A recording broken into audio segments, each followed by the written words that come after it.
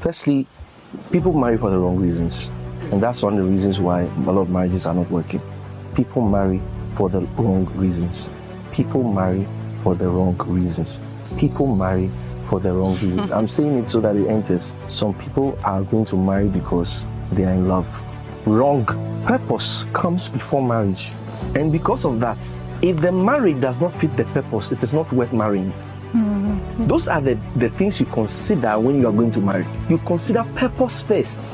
Because we are on earth for a reason. Amazingly, when we all stand before the Bema judgment seat, we are not going with our spouses. Everyone will answer for God for himself. So every man will give account for the things he did in the body. So if that marriage is not helping you fulfill the purpose for which you were created or God brought you into the world, that marriage is a distraction. So people are going to hell because of who they married. So don't marry for the wrong reasons.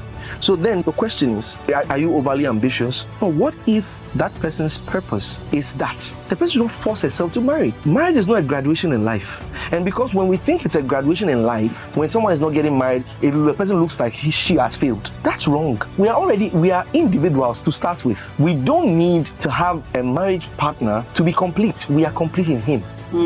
So everyone should focus and face their purpose. In fact, what Paul said, that anyone who will marry in this life will face a lot of problems.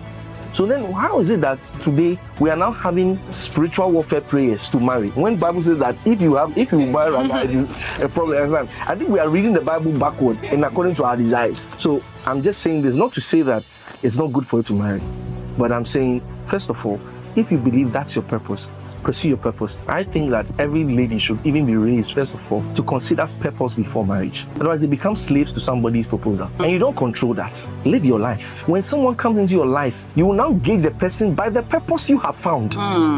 For example, the person says, I don't like all this preaching thing. And you know that God has called you to be a pastor. Now, what some ladies do is that they now drop their purpose because of that love. Later,